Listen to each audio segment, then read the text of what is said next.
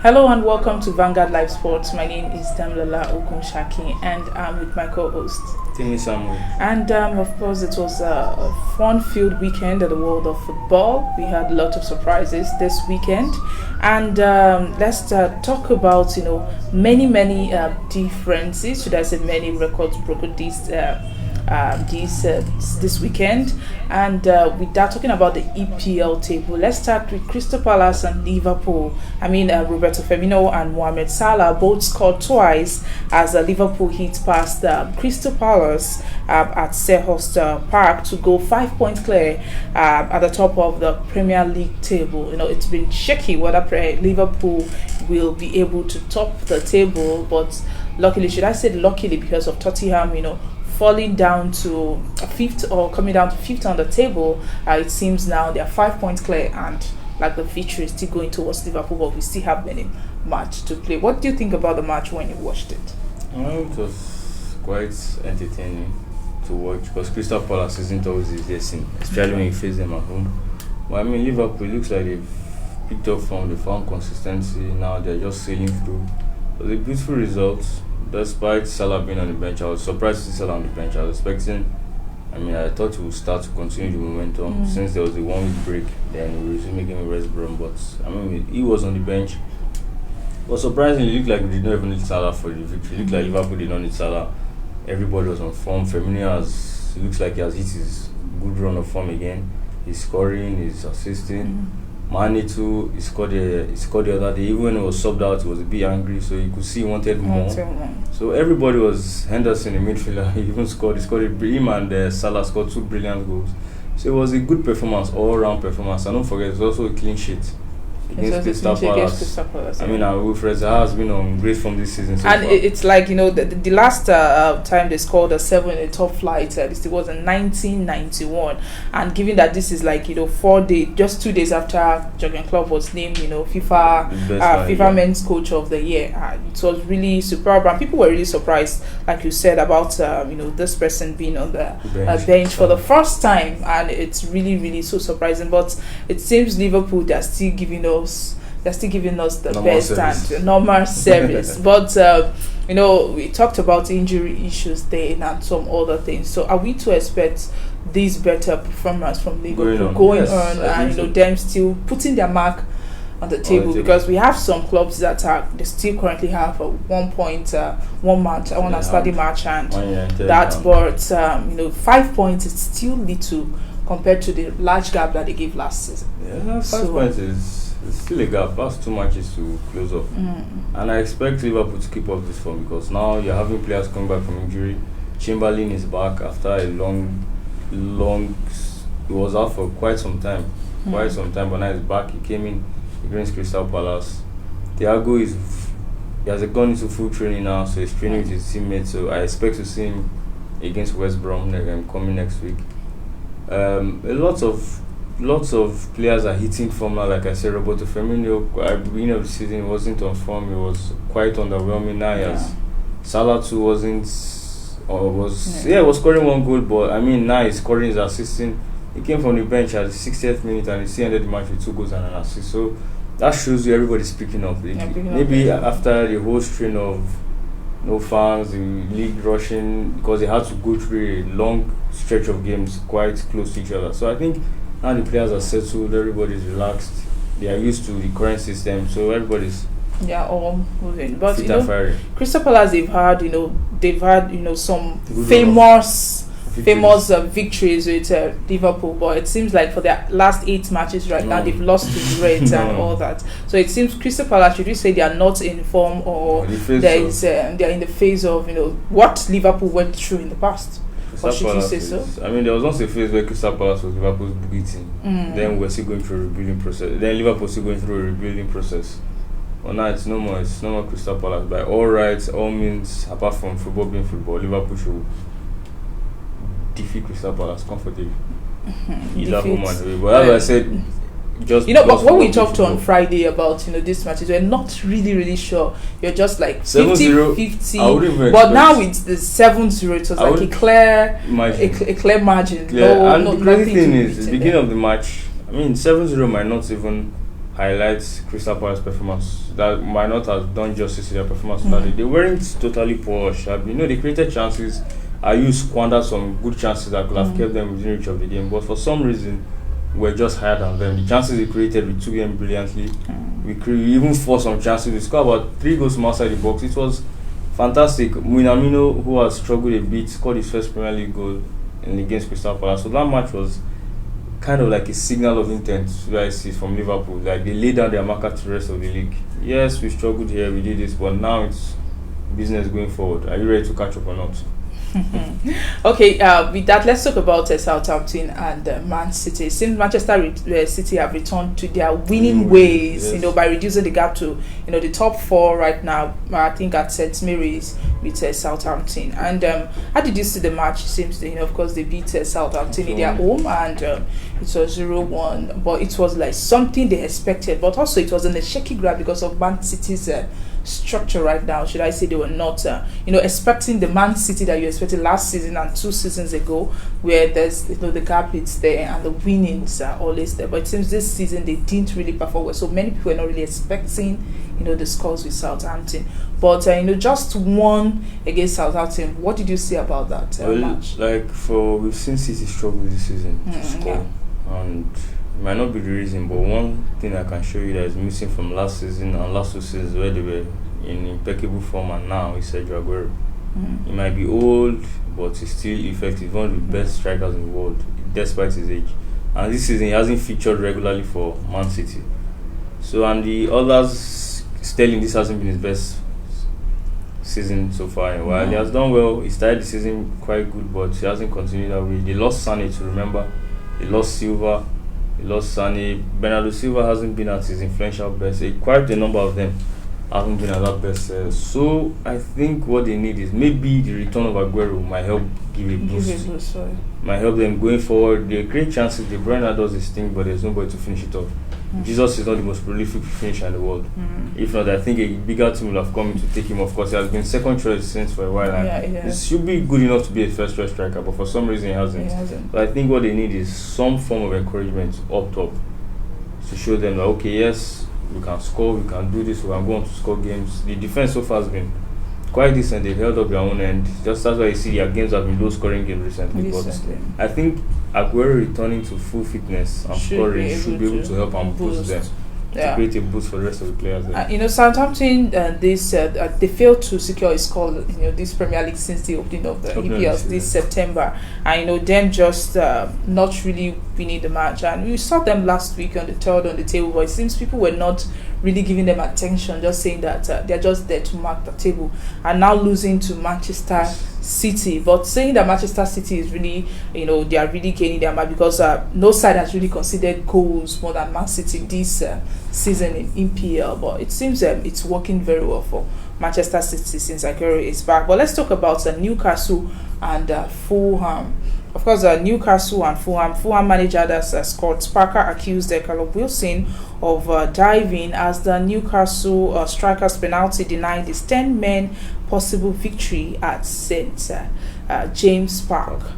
Talking about Fulham and Newcastle, and it's been a draw. It seems Fulham, they've been at the bottom of the standing this season, though people were expecting that since they came as they were promoted to EPL, they said that they will be able to do better, but it seems they are not seeing the best from them. And even this match, them having to draw for this match, it seems it's not still at their own benefit for now. Well, to be honest, I was surprised to see Newcastle draw Fulham. I expected a defeat for Fulham based on their current form. And Newcastle, they've been quite decent this season. They've done very well this season. Normally, you see them struggling relegation by this time of the season, but they are not there. They are, I think, somewhere mid-table. So to see Fulham draw that match, Newcastle was quite surprising. So I think it's a good step for them. It's 1 point gained, not 3 points lost. Newcastle on the other hand, wondering why they couldn't get points against Fulham, but going forward for Fulham, this should be like a boost for them. It's not yet over. There are some points off, but it's still not over. They can still escape. So it can be like a stepping stone for them to build on to escape the relegation dogfight that it looks like they're heading for. Newcastle on the other hand will be looking to make up for this because they will have looked at it as 3 points thrown away against Fulham. So I think they'll be looking to make amends when the Premier League returns coming week. They need to. But this weekend, Arsenal suffered their 8th defeats this season at Goodison Park. 14 points from 14 games. Yes, Everton, and it's really, really worrisome for Arsenal fans. And Everton, it was like, I think we talked about it last week when we were saying, okay, Arsenal, it was, from my own side, it was okay, Arsenal could actually do it, but we were so sure that Everton, beats the current Arsenal. I mean, we have Aubameyang, we have Lacazette, but it seems we're not seeing what they are doing right now, because with the team that they have right now, they should be able to perform better. Yes. But it seems we are not getting it from them. So what is that? Should we say Mikel Arteta is not doing his job because people are beginning to doubt him, saying that even if they feel that they're going to give him a long chance, a long time, but it seems it's really the defeats, the loss now is now getting much. What do you think about that? Well, for Arsenal, like you, Arteta might have one or two issues, maybe it's team selections and the rest, but you still have to look at the star players, the big name players. What have they contributed so far this season? What has Aubameyang contributed? After he got a heavy pay rise captain, what has Lacazette contributed? For quite some time, Lacazette has not been who we expected him to be when he was signed to Arsenal. What have the defenders contributed? What have their midfielders? Xhaka, who's one of the senior men in the team, has not been,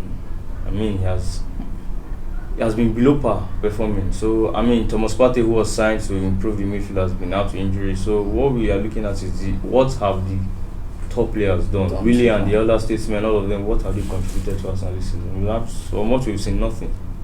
I don't think it's Aubameyang, it's Arteta's fault Aubameyang is not scoring. Last season, Aubameyang was scoring at Arteta. I don't think it's Arteta's fault that Lacazette is not scoring. He has had this problem right from the days of Emery. Arteta, Lacazette has been very, very. It's not constant. It's just shaky. It's not even. It's inconsistent. And there are some times you see him, the way he plays, you're like, wow. He kind of goes to scores, you're like, wow. But to keep performing on a consistent level, it seems like a problem for Lacazette, which I don't understand how. So we have to question the impact of those senior players. What has been their contribution? Recently, I saw rumors of David Luiz and William in the dressing room pushing for the removal of Arteta. I'm like, they have to show leadership. There's no leadership from those senior players, nothing whatsoever. In fact, what we even see from Arsenal so far is the youngsters pushing, the likes of Nketiah, Folarin Balogun, Bukayo Saka. It's those young guys who are pushing, helping the team. We need to see more from those older men. And I think once they start to contribute their own quota, we'll see better improvements and performances in Arsenal. So it's possible we'll be able to see better performance from Arsenal. That see if the senior players can do better. They need to step up and show why they are the senior players, why they are highly paid, why they are highly regarded, why some of them are the first names on the team sheet.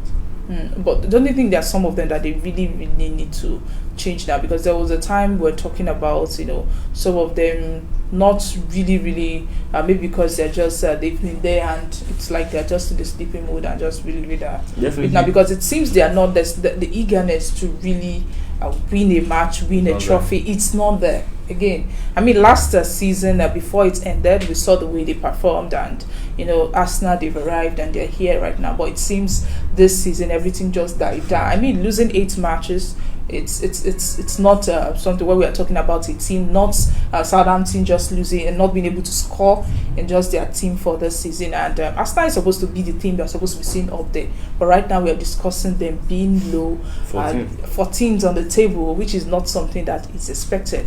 But of course it's Arsenal, and we hope we will see better from them, from the senior team. And let's talk about Tottenham and Leicester City.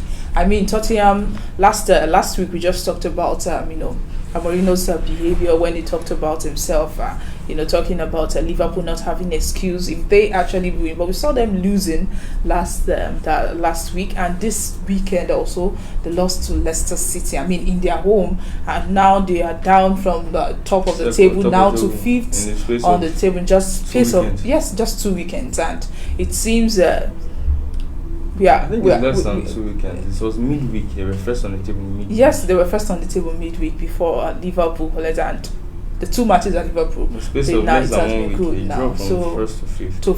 To the 5th position. Now, Mourinho, Tottenham, Son, Kane, and the rest. What did you think about them just dropping down and Mourinho's reaction to it. Well, Because if I can really remember that the best team lost that we talked about last week. well, I wonder what you'll say this time.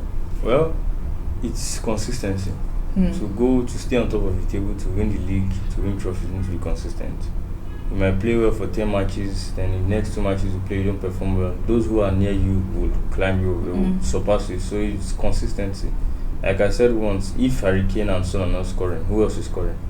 Who else is contributing to the attack? If those 2 guys are not there, who else? There was nobody. It's almost like when Vardy performs well, Leicester performs well. So when Harry Kane and Son perform well, Spurs perform well, if they don't perform too well, they struggle. And we know Mourinho and his defensive setup. He knows Leicester City, their counter-attacking side. They see deep, wait for you to hold the ball, you come out and they hit you on the counter-attack. So Mourinho must have gone there with his defensive setup, not wanting to go out and attack and get the 3 points, but waiting for it. And the kind of team Leicester is, they are a quick team. They are not slow, they are not slow. building up possession slowly, they hit you as quick as they are. They are relentless in the attack, and it showed from the way they won 2-0. 2-0 against a high-flying Spurs side. It's a good result, very good result. One Chelsea could not even get, and Leicester got it. So, and it has helped them. You've noticed they've been consistent so far, and third on the table. That's Leicester City. Leicester City. This is they're second on the table because Manchester United is third. They have a game at hand. If they win their game at hand, Manchester goes second. So Leicester, what we've seen from Leicester so far is consistency. They've been consistent. Last season, there's also a finish, but they dropped out. But they're consistent till the I think after COVID. Yes. So what we're seeing is Leicester. What they are showing so far is I think we should start taking them very seriously. Maybe I don't think they'll come here and stay there and drop out towards the end. They've learned their lessons. No. They are now more responsible. They are more disciplined when they play. So I think Leicester and the defeat of Spurs Leicester was quite surprising, but I mean it's Leicester, so it shouldn't be all too surprising. So it's not all too surprising. Okay, we're still talking about EPL, and we're going on a short break now. And when we come back, we'll continue from where we stopped.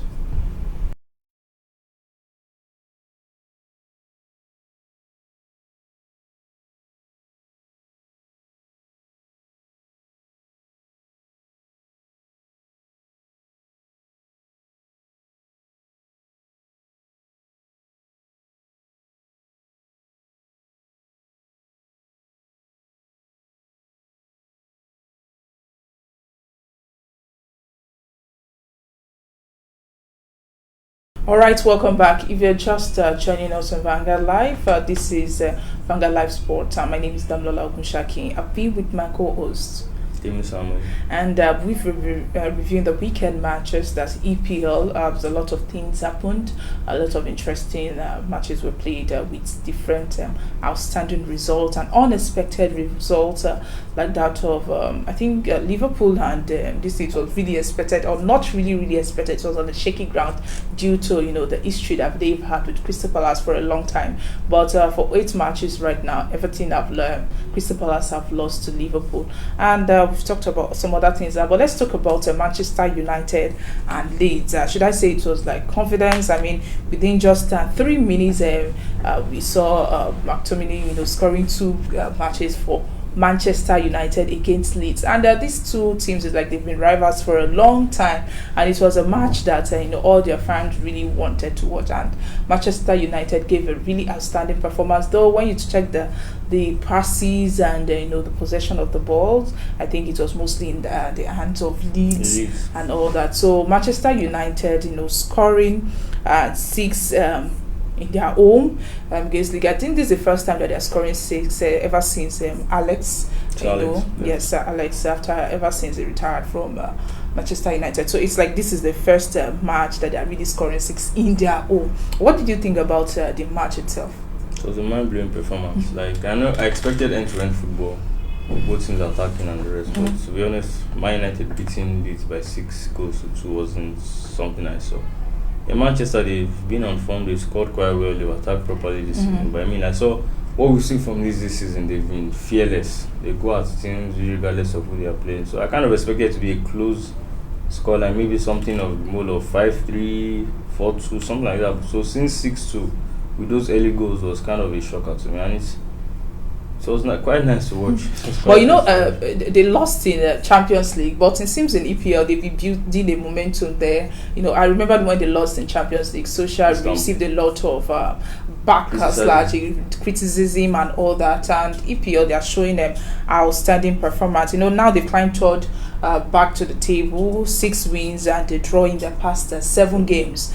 So the main thing is that we to expect more from Manchester United, because should I say sometimes, you know, they just go there and just wow their fans, and sometimes they just like, oh my god, am I not supporting the wrong team? That's what it is for their fans. So are you expecting more of this from Manchester United, or you think it was just a matter of, we know it's 4 different goal different, but do you think it was a matter of chance that they were able to? It was a matter of chance, because like you said, Leeds had all the possession, they had all the passes, they made all the passes, but Man United, they took their chances, they were more decisive going forward.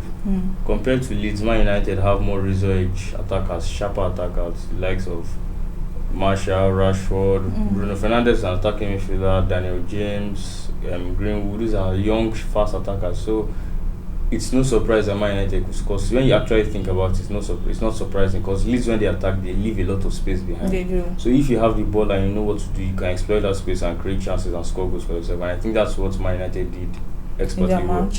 Okay. Expertly well. Leeds might have had more lucky, they had more experienced players, high quality finishers and the rest, but it showed there that Man United their players are much higher than what Leeds possess, irrespective of their fearless attitude, their attacking mindset. Irrespective, Man United are above and higher than what Leeds have. I mean, and it showed in the results. Yes, McTominay was really superb. You know, he gave them a brilliant energy and, you know, dynamism in the football. And also even James, he was also brilliant too. James, spaces running in and the rest. Yes, he was. But he hasn't had a good run of games lately. So this against Leeds, he took his chance and he did very, very well. I'm sure the fans, the manager would have been pleased with his performance. Yeah, he really, you know, he provided that extra bit of space for them that really made them see. Should I say they really tore they tore Leeds apart. But let's talk about it. Of course, the team that just sacked their coach and they still lost to Aston Villa, and that West Brom versus Aston Villa. You know, they played West Brom in their home, and it was a big loss for West Brom, seeing that their coach was just sacked and it was replaced, and 3-0 again with West Ham, Aston Villa. It was a match that was not expected. I mean, it's not been long that they got a new coach and all that, but seeing that they drew against Man City last match, we thought that this one it would be a better mode, but it seems it was not what people expected. Aston Villa, when you consider they've been one of the top form teams this season, they've been quite consistent. They've done so well this season. They've kept a good number of clean sheets. They've been defensively responsible. Jack Grealish has been incredibly offensively creating and scoring for Aston Villa. So Aston Villa, they've taken their own well, very good. And West Brom, if you're being honest, yes, they might have drawn with Man City, but they struggled. They've always struggled this season. They've struggled. So meeting a team like Aston Villa, who knows what they're doing, who is deliberate, who have a plan, so must have been trouble for West Brom. Problem. Aston Villa have some not the biggest name attackers, but the attackers are decent. And Gazi, the winger, who scored 2 goals. You have Jack Grealish, you have Oli Watkins. They are good, not the most popular strikers, but they are good. They are effective. They fit the team well, and it has shown so far this season. Watkins scored a hat-trick against Liverpool. I don't know who was. I never had an idea who Watkins was before. But he had a hat-trick against Liverpool. Gazi, 2 goals. He stepped up against, and I think this was a local derby. Yeah. So the local derby, so to beat your rival 3-0 away, it's incredible. Incredible. I'm sure this is going to boost their confidence going forward. Normally, as Aston Villa, when we see teams like this, we say this is gra. At some point they'll draw. But so far they've shown us this might not be. This might be planned. This might be outcome of a well-drilled team. So, as the season progresses, we'll find out more. But do you see West Brom new manager, that's Sam? Do you see him doing better? Because we talked about him last week. We were like, okay, Sam is a type of specialist that they really need to bring them out of relegation and that fear of relegation. Do you see him really achieving the same? Because I mean, it's been out of West Brom for a long time, and he has time. It's going to be a daunting task because West Brom has dropped a lot of points and the teams above them are giving them quite some space. It's going to be a daunting task to pull them out of relegation, but it's not impossible. although it is daunting. Okay, it seems our fans are really curious about Arsenal. So let's just go back to that of Arsenal. Do you see Mikel Arteta losing his Arsenal job anytime soon? I wouldn't have advised it because what Arsenal needs, Arteta needs time. He needs time, Arsenal. He hasn't gotten his own players. Don't forget, he's still operating with players he inherited. And what COVID has done with finances of businesses means he cannot be given money to go out and splurge. Arsenal owners, we know they are not the most open-handed guys. They are very tight-fisted. So even when they coughed out this money for our party, it was quite surprising. And I read somewhere that was the first time they were spending their own money for Arsenal. And they've been in this club about 14 years or if not more. But that was the first time So Arteta right now is handicapped. He has to work with what he has, which we know is not really the best. So I'll be shocked if he was fired. But it will get to a point where Arsenal to salvage something from this season, they might have to sack him. They might be forced to sack him. But right now they are like they are at the bottom half of the standing, and it's like 4 points below the relegation zone. Do you see them, making it to the European? Well, if Arteta wins his next 2 games, they'll climb. It's just like that. But we're talking about relegation zone now, and we're talking about Arsenal and relegation. There was a time people were really debating, do you see Arsenal really being their fear to be relegated because of their performance for some time right now? And it's like people's prediction is actually trying to come real, because some of their teams some of the matches that they will be having, the top flight teams that they'll be playing now, people are not really seeing them winning. I mean, they played with Everton, and we could not see good results from it. So what do you think of? Do you see them in the next in any European list next season? It's possible. All they have to do is finish 6th to 7th. It's very possible. We still have 24 games to go. So that's a long time. So it's too early to rule them out. Yeah, too early to rule them out. Let's just look at the standing itself and just call out the points for the standings. And so far for Liverpool, of course, they are leading the table with 31 points. While Leicester City, the second, with 27 points. Manchester United, with one outstanding match, they are third on the table with 26 points. And same with Everton, who is fourth on the table with 26 points. But with 14 games played, while Tottenham also fifth on the table with 25. Surprise drop from their leading on the first last week. And Southampton also, they are now sixth on the table with 24 points, while Manchester United, they are seventh on the table with 23 points. Chelsea eighth on the table with 22 points. Aston Villa also ninth on the table with 22 points. West Ham, they are 10th on the table with 21 points. Wolves are stand at 11 on the table with 20 points. Newcastle 18 points, 12th on the table, while Crystal Palace, they are 13th on the table with 18 points. Leeds United 14 on the table with 17 points. Arsenal 15 on the table with 14 points. Brighton 12 on the table, 16th on the table rather, with 12 points. Fulham 17 on the table with 10 points, and Burnley also with 10 points and 18th on the table. That's at the relegation zone. While West Brom 19th on the table with 7 points, and Sheffield United with a surprising 2 points on the table. At 2 points on the table with that's their standing at the 20th. Of course, people are really talking if they will not really be relegated, and people are really surprised with their performance this season. It was really different from last season. That's Sheffield United. But let's talk about Arsenal. Arsenal will play Chelsea on Boxing Day. How do you see this match? Do you see them winning? Do you see them losing? Their chances of winning. How do you see it against Chelsea? I still think they'll struggle against Chelsea. Yes, I think they'll struggle. So I'll be surprised if they come out with 3 points in that match. But anything is possible. Anything is possible in the world of football, but man, it will be so surprising if you see them winning that match. But let's talk about EFL quarterfinal, and of course that one will be played on Wednesday. What do you think about the fixtures that you saw for the EFL? Like Brentford will be playing with Newcastle, and there are some other teams. Arsenal will also be playing against Man City. That's tomorrow. Stoke City will be home to Tottenham, and Everton will be home to Manchester United. But we talked about Arsenal. Arsenal home to Manchester City. I mean, we just talked about them playing Chelsea, and we're not sure. We're now talking about them playing with Man City, who we think they're still, it's like they've gotten their form back, and they're back to their winning ways. Arsenal, do you think they can do it? I don't think so. I don't think so. It seems we've just been saying Arsenal can't really do it, but we hope that they will be able to come back, and Mikel Arteta will still be able to hold this job. And Everton and Manchester United. Yeah, that's a tough one. It's really going to be a tough one. That's a tough one. Top I don't teams. think the two teams will feel their top players due to the league obligations. So they might feel the weaker side or second string side. So I mean, it's open For any of them. Stoke City and Tottenham. Yeah, I think when he comes back from this, he has to come back from something. He needs to come back from this. And Newcastle and Brentford.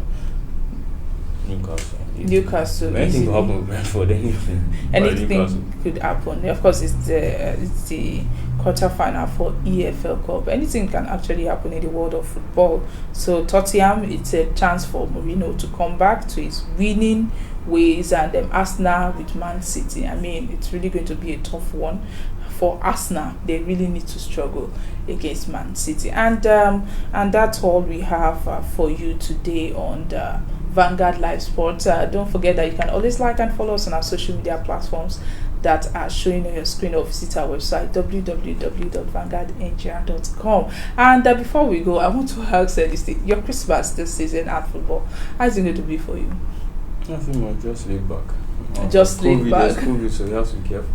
I mean, we've even yes, there's really COVID. I mean, it's a time for people to just sit at home on Boxing Day and just watch the match, even with Arsenal and Chelsea. There are a lot of matches. Interesting matches to keep us, sitting.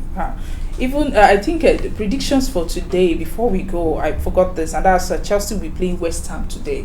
I mean, Chelsea West Ham. Should I say it's a very open war, or it's something Chelsea that should be defeating West Ham, but West Ham they've been on form. Chelsea have been shaky, so I think it's an open match. Anything could happen there. I will see some Chelsea players are struggling for form and consistency. So, but Chelsea they've really had a bad record of struggling during festive season. So you see, it's open. It's an open game.